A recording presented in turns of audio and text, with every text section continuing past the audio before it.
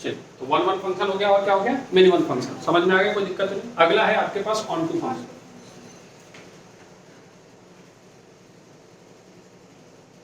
On to, और इसी on to का नाम होगा सर्जेक्टिव। क्या नाम होगा बच्चे, सर्जेक्टिव। मैपिंग बोलिए या फंक्शन बोलिए। वन वन फंक्शन का क्या नाम था, वन वन फंक्शन का दूसरा नाम इंजेक्टिव, या फिर एक और नाम जो टेक्निकल थोड़ा ऊपर लेवल का, मोनोमॉर्फिक। क्या बोलते हैं, मोनो। मोनो मतलब सिंगल, मोनो मतलब। ऑन टू फंक्शन क्या कहता है, समझिएगा थोड़ा। हम पहले लिख रहे हैं कि मान लीजिए हमारे पास लेट f a से b में डिफाइन, इसमें a से कहता है if each element of set b is image of at least, क्या लिखा हमने, at least one element of set A, then it is called onto function। अब इसको हम क्या बोलेंगे बच्चे, onto। अब ये तो बात हो गई डेफिनेशन, किसकी बात हो गई, क्या कह रहा है कि जो A से B में डिफाइन है, A से, तो जो B वाला एलिमेंट है वो कम से कम एक एलिमेंट से क्या होना चाहिए, जुड़ा होना चाहिए। किससे, सेट A के एलिमेंट, सेट। अगर ऐसा होगा तब उस बात को या उस फंक्शन को हम क्या बोलेंगे, ऑन टू फंक्शन। क्या बोलेंगे, आसान भाषा में अगर हम बोलें तो कहने का मतलब है इस केस में कोड डोमेन हमेशा कितने के बराबर आना चाहिए, सर क्यों, हमने बोला कि सेट बी का हर एलिमेंट किसी ना किसी एलिमेंट एक एलिमेंट से क्या होना चाहिए, जुड़ा होना चाहिए। क्या होना चाहिए, कोई खाली है क्या सेट बी में, अगर खाली होगा तो क्या वो ऑन टू होगा क्या, नहीं। अब इसको पूरे कहानी को थोड़ा अच्छे से समझते हैं। क्या हमारे पास ऐसा है x1 x2 x3 x4, इधर हमने लिखा y1 y2 y3 y4 y5, पहला दूसरा तीसरा चौथा। दूसरा mapping x1 x2 x3 x4, इधर हमने लिया y1 y2 y3 y4, समझिएगा। फिर तीसरा हम ले रहे हैं x1 x2 x3 x4, इधर ले रहे हैं y1 y2 y3 y4 y3 x1 x2 x3, ठीक है। चौथा हम ले रहे हैं, समझिएगा, x1 x2 x3 x4, इधर ले रहे हैं y1, इधर ले रहे हैं y2 y3। अब ऐसे सारे हमने बता दिए, ठीक है। अच्छा एक और, अच्छा ठीक है, सारे बता दिए। ये हमारा सेट ए है, ये हमारा क्या है बच्चे, सेट बी है। अच्छा एक और बात, शायद अभी तक आप केवल हम बोल रहे हैं तो नहीं समझ पाए होंगे, लेकिन हम फिर भी समझा देते हैं कि जैसे ए वाला जो है हमारे पास x1 x2 x3 है ना, और इधर जो है वो हमारे पास मान लो y1 y2 y3 y4 है ना, ए से बी। तो बेसिकली इस वाले को y1 को हम इमेज बोलते हैं। क्या बोलते हैं, यानी अगर इस y1 की बात करें तो y1 is image of x1। क्या कहलाता है बच्चे, इमेज ऑफ x1। अच्छा, और ये जो x1 है क्या है, इसको बोलते हैं x1 इज प्री इमेज। क्या बोलते हैं बच्चे, 11th में पढ़ा होगा, प्री इमेज ऑफ y1। तो अब कहने का मतलब थोड़ा इस लैंग्वेज में बात करें तो कहता है कि जो B में एलिमेंट्स है, B में कम से कम उसका एक प्री इमेज होना चाहिए, कोई खाली नहीं। तो इस हिसाब से बताओ कि क्या A वाला ऑन टू फंक्शन है, नहीं है। क्यों नहीं है, कि वाईफाई का प्री इमेज नहीं है। अच्छा क्या ये वन वन फंक्शन है, क्या ये वन वन फंक्शन है, क्या ये वन वन फंक्शन है, सुनना मेरी बातों को फिर जवाब देना। क्या वन वन फंक्शन है, क्या ऑन टू फंक्शन है, ठीक है।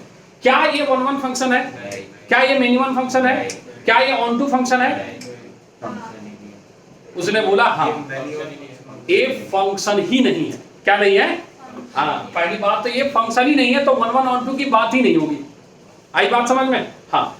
अब ये बताइए, ये वन वन है, नहीं है, मेनी वन है, ऑन टू है, बात समझ में आ रहा है, और बिना हाँ ना, ऑन टू है, ऑन टू है। अब ऑन टू देखने का तरीका क्या है, खास करके मैपिंग से, कि दूसरे वाले बक्से में कोई खाली नहीं होना चाहिए। अगर कोई खाली नहीं है तो कोडोमेन ही तो रहेंगे, कोडोमेन ही, ठीक है। अगर इसमें कोडोमेन रेंज के बराबर है क्या, नहीं, इसमें रेंज है y1 y2 y3 y4, और कोडोमेन क्या है y1 y2 y3 y4 y5। तो यहाँ कोडोमेन रेंज के बराबर तो ये ऑन टू।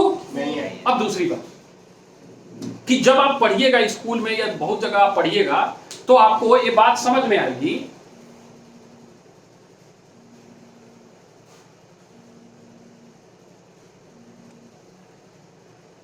कि मन में ये फील आएगा कि जो 1-1 होगा वो हमेशा ऑन टू होगा और जो ऑन टू होगा वो हमेशा 1-1 होगा। ये मन में आएगी, मेरे मन में भी आता था, मैं आपको बता रहा क्यों। रीजन ये है, हम बता रहे हैं रीजन ये है कि जो चीज का प्रैक्टिस हम ज्यादा करेंगे ना बोर्ड के लिए वो है बाइजेक्टिव फंक्शन। क्या है? और बाइजेक्टिव फंक्शन उसी समय होता है जब वो 1-1 भी हो और ऑन टू भी हो। 1-1 भी हो और क्या हो, ऑन टू। तो हम जब भी ये बात सोचेंगे तो हम सोचेंगे अगर ऑन टू है तो 1-1 तो होगा ही होगा। और बात मानिए, आप बहुत जगह पढ़िएगा, बहुत सारे दोस्त या टीचर भी आपको बोल देंगे कि अगर कोई फंक्शन ऑन टू है तो हमेशा 1-1 होगा। नहीं, जो ऑन टू होगा वो हमेशा 1-1 हो ये जरूरी नहीं है। इसीलिए इस वाले को हम बोलते हैं, इस वाले को, ये तो ऑन टू है, तो इस वाले को हम बोलते हैं बच्चे 1-1 ऑन टू फंक्शन। क्या बोलते हैं? यानी ये 1-1 भी है और ऑन टू भी है। जबकि ये जो है इसको हम बोलते हैं many one onto function. क्या बोलते हैं? Many one onto. यानी याद रखिए कि जो ऑन टू है वो 1-1 हो ये बात जरूरी नहीं है और जो 1-1 है वो ऑन टू हो ये बात भी जरूरी नहीं है। यानी ऑन टू फंक्शन में और मे नॉट बी 1-1 फंक्शन। लेकिन in case of bijective function, in case of अगर वो ऑन टू होगा तो 100% 1-1 रहा होगा, तभी वो क्या रहा होगा, बाइजेक्टिव। यानी अगर किसी क्वेश्चन में कह रहा है कि कोई फंक्शन बाइजेक्टिव है तो इसका मतलब वो ऑन टू भी है और 1-1 भी है। लेकिन अगर किसी फंक्शन में बोल रहा है कि ऑन टू फंक्शन है तो इस बात से हम ये कंक्लूड नहीं कर पाएंगे कि वो 1-1 है या मेनी वन है, क्योंकि वो दोनों सम। अब रही बात कि सर ये तो हमें समझ में आ गया कि ऑन टू मतलब क्या है, कोडोमेन रेंज के बराबर होता है। लेकिन हम सर क्वेश्चन एग्जाम में साबित कैसे करेंगे? साबित तो करना पड़ेगा ना कि ऑन टू कैसे होगा। तो अभी ये क्वेश्चन हमने किया था, उसी क्वेश्चन के एग्जांपल के तौर पे ले लेते हैं कि fx इक्वल टू क्या लिखा था हमने, x-2 डिवाइड बाई x-3। अगर इसको बोला है कि बताइए ऑन टू है या नहीं, ऑन टू है या, तो आपको क्या करना है, इसमें इसको लिखना है y equal to x-2 divide by x-3। 11th में जो रेंज निकालने का मेथड था, क्या वही ऑन टू प्रूफ करने का मेथड और वही इनवर्स है। आगे जाके देखिएगा आप, सारी चीजें रिलेट कर देंगे आप। तो इसको आप लिखिएगा तो ऐसे लिखिएगा xy minus 3y equal to x minus 2। Yes और नो? इसको आप लिखिएगा xy minus x equal to 3y minus 2। आया? तो यहां से x कॉमन कर ले। क्या कॉमन कर ले? तो y minus 1 equal to 3y minus 2। तो आपको यहां से x की वैल्यू मिल गई 3y माइनस 2 डिवाइड बाई कितना, y माइनस 1। अरे आया नहीं आया? इस x को उठा के इस फंक्शन के जगह पर रखिए। किसके जगह रखिए? यानी f x के जगह क्या रखिएगा बच्चे? 3y minus 2 divide by y minus 1। तो जहां जहां x है वहां ये आएगा, तो ये लिखेगा 3y minus 2 divide by y minus 1 minus 2 divide by क्या लिखेगा, 3y minus 2 divide by y minus 1 minus 3। बोलिए आया? अरे आया? एलसीएम लेने आता है तो ये आएगा 3y माइनस 2, इससे मल्टीप्लाई किया था माइनस 2y और minus minus plus 2 divided by, नीचे लिखेगा तो आएगा 3y माइनस 2, एलसीएम लीजिएगा तो आएगा माइनस 3y और माइनस माइनस प्लस का 3। ध्यान दीजिए ये 2 कट गया, ऊपर कितना बच्चा बच्चे y, क्या बचा, और नीचे ये 3y कट गया तो नीचे कितना बचा 1। अगर ये सॉल्व होके y आ जाए, क्या आ जाए, तभी ऑन टू फंक्शन क्या है। सर क्या निकल के आया, ये क्यों बोला हमने? हमने ये बोला कि हर x के लिए हर कोई ना कोई y डिफाइंड है, मतलब कोडोमेन ही रेंज है। हमने यहाँ x निकाल लिया था ना भैया, x इनपुट है ना, x क्या है, जब इस इनपुट को हमने फंक्शन में रखा तो वो सेटिस्फाई कर गया। यानी वो बोला कि हर इनपुट के लिए कोई ना कोई आउटपुट है और हर आउटपुट किसी ना किसी इनपुट से एसोसिएटेड है। तो याद रखिए कि ऑन टू प्रूफ करने का तरीका क्या है कि जो भी fx दिया है उसको y के टर्म में एक्सप्रेस कीजिए। किसके टर्म में? और उसी y के टर्म में जो एक्सप्रेशन है उसको फंक्शन में रखिए उसको, और वो अगर सिंप्लीफाई होकर लास्ट में क्या बच जाए तो कौन सा फंक्शन होगा, वो ऑन टू फंक्शन। कौन सा फंक्शन होगा? सिंपल है। अच्छा यही काम आप रेंज निकालने के लिए करते थे। बताइए इस फंक्शन का रेंज क्या होगा? सब कुछ हो सकता है, किसको छोड़ के, 1 को छोड़ के। और आगे जाके अभी पढ़ाएंगे यही इस फंक्शन का इनवर्स कहना है। क्या कहलाएगा? यानी अगर हमसे कोई f इनवर्स पूछेगा ना तो उसका आंसर होगा 3y minus 2 divide by y minus 1। यानी जो रेंज है वही ऑन टू है और वही इनवर्स। यानी जो 11th में रेंज निकालना सीख लिया उसको यहाँ ऑन टू प्रूफ करने और इनवर्स निकालने आ चुका है, उसके लिए एक्स्ट्रा मेहनत करने की जरूरत नहीं। बात समझ में आई? ऑन टू फंक्शन निकालने का सिंपल सा तरीका। ऑन टू क्या होता है कि जो दूसरे वाला बक्सा है यानी कोडोमेन जो है उसके सारे के सारे एलिमेंट किसी ना किसी से क्या होने चाहिए, जुड़े होने चाहिए, यानी कोडोमेन क्या हो जाना चाहिए, रेंज हो जाना चाहिए। अरे सुनो, और दूसरी बात की प्रूफ करने के लिए क्या करना है, express x in terms of y, और उसको उठा के फंक्शन में रखने पे अगर सिंपलीफाई होकर y आ जाए यानी वो इस बात को प्रमाणित करता है कि y हर एलिमेंट जो है वो किसी ना किसी से जुड़ा हुआ है, इसीलिए कोडोमेन रेंज के बराबर है, इसलिए वो कैसा फंक्शन है, ऑन टू फंक्शन। दूसरी बात कि जो ऑन टू नहीं है वो क्या है, इनटू है। जो ऑन टू नहीं है वो क्या है, यानी ये वाला जो फंक्शन है इस फंक्शन को हम इनटू बोलेंगे। क्या बोलेंगे, यानी कहता है the function in which codomain is not equal to range और range is a subset of codomain. Range is a not equal to तब वैसे फंक्शन को क्या बोलेंगे हम, इनटू फंक्शन। क्या बोलेंगे, तो सब प्रूफ कैसे करेंगे, जो ऑन टू नहीं होगा वो क्या होगा, इनटू। अरे ये सुनो, आई बात वो भी लिख देते हैं, इसको लिख दीजिए फटाफट।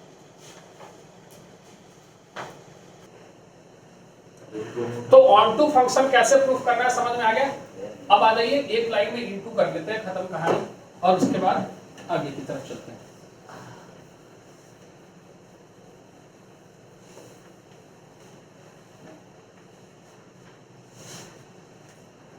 क्या कहता है इनटू फंक्शन,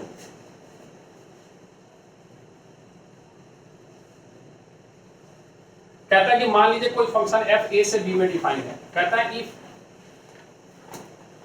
कोई भी एक एलिमेंट जो खाली रह जाए बी में, क्या कहता है, खाली रह जाए बी में, कहता है if at least one element of set B has no preimage. क्या लिख रहा है बच्चे, no preimage in set A, then it is